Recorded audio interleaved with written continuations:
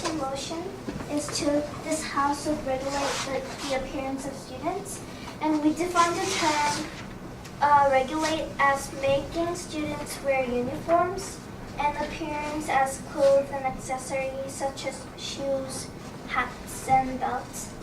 And we define students as those in elementary schools to high schools.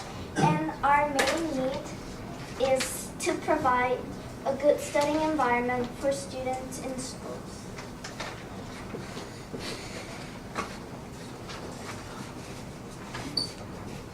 Well, we are going to make this proposal pass by providing incentives, which for government is one of the basic functions of a legitimate government is providing basic education, giving the highest educational environment available, which can be achieved by placing uniforms on students.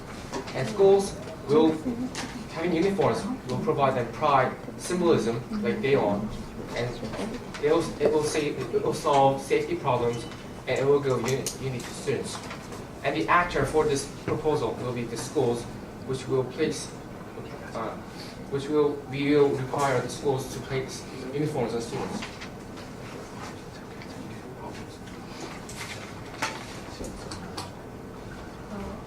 Okay.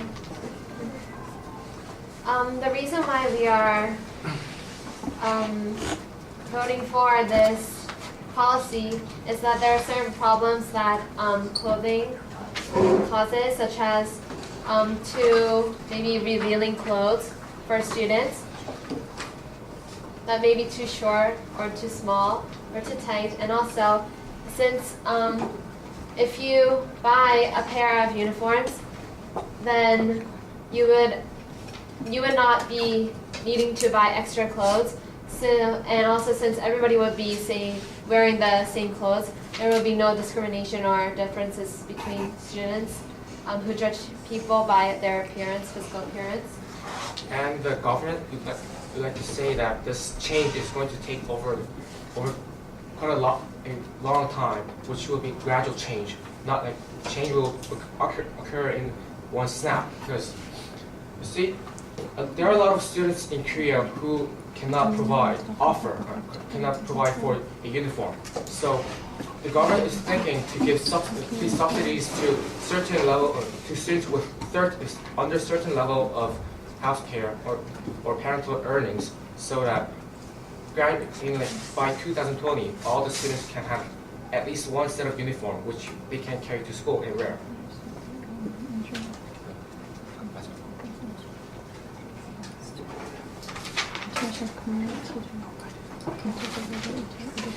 Okay, for the practicality part, there are actually schools in Korea, majority of high schools and middle schools are actually wearing uniforms as we are right now.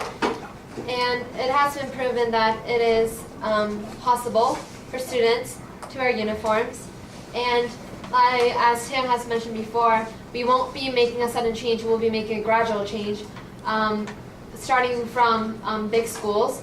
And so the big schools would sort of be working out as guinea pigs. So we would learn from our first school, and we will learn which parts work and which parts don't work for the students' uniform, and we will reform our policy and make it better for the whole nation. Thank you. Questions for this group? One question here. Where's the next question going to come from? Okay. Yes, first question? But don't you think that you're violating students' right to choose what they want to wear? Because students are people in the world. Well, The government would like to say that we are not going to take any risk saying liberalize students' rights or whatsoever that would cause juveniles, which will be more harassing to the basic functions of giving education to students. See, like by giving freedom to students, unlimited freedom, we're thinking that most of them will be able to control themselves, but some students won't be able to. That's why we have to give them limited freedom, like accessories, but not in the whole clothing. Next question. Did you say that you will apply the law from elementary school to high school? But for 12 years, if you wear the same clothes for 12 years, same clothes as everyone else, don't you think that the children, the students, won't have any chance to express or develop their creativity? There are weekends. So 2 days a week.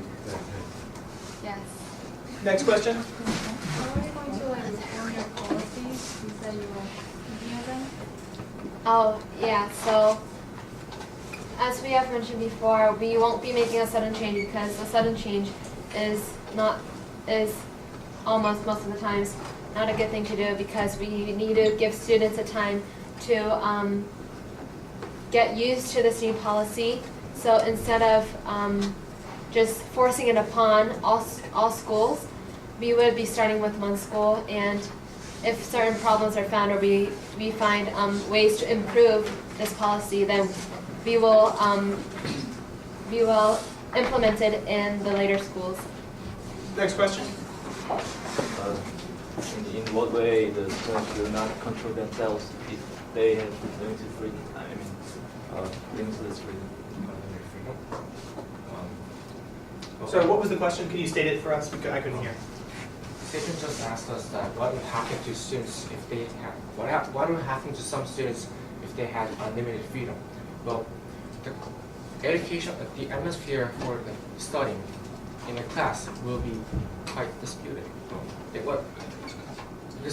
Just by having one student who has dyed their hair in eccentric colors, who steps out of line extremely over the edge, well, then that one person can change the whole class.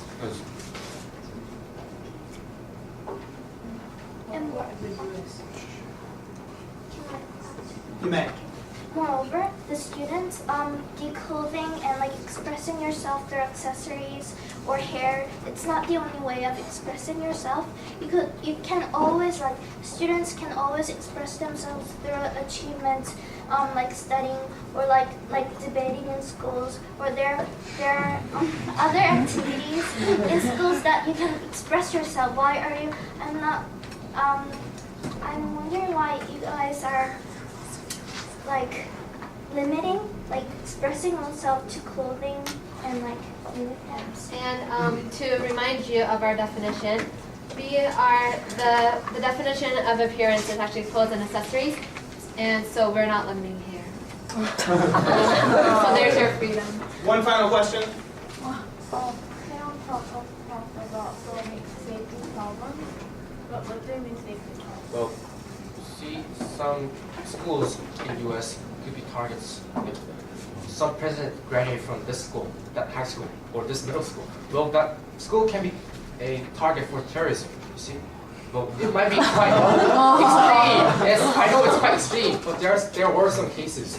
Like in China, when I was enrolling in private school Beijing, well, our school received some sort of email that we're going to be the target for the next terror in China. So our school had to evacuate. Everybody has to leave for 1 week.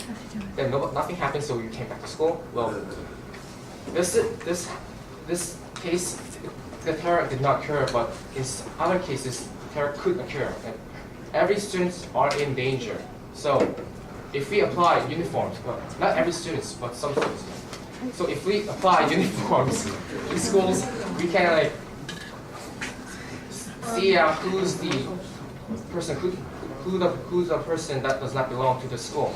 And every student have a set of uniform. The outside does not have one. What he said was a really, really extreme case. Yes, but in the U.S. there are these things called lock-ins, no lockouts. Lockouts. It's either students, when they're in school and there are a lot of students, they are prone to any danger. It could just be a drunk guy who's around the town and looking for some place. And it actually happens in the States. So there are certain things as they actually have practice drills for lockouts in case some foreigner, it could be a drunk guy or it could be a guy with a gun, could actually come to school. So with our uniforms, we could easily identify a foreigner, and even though that person might not be dangerous, then we could easily identify that person, and we could always be cautious and for our students' safety and for their education. Jungmin, you have 30 seconds to convince us of why we should vote for your policy. Okay, so we beg you, ladies and gentlemen, to support this motion because of the providing good studying environment for the students who are the future of our world. You have to admit that expressing yourself through achievements are better ways than expressing yourself through clothes. And you have to admit that providing a good studying environment is better, like much more important than like your hair or your clothes. So I beg you to support this motion. Thank you.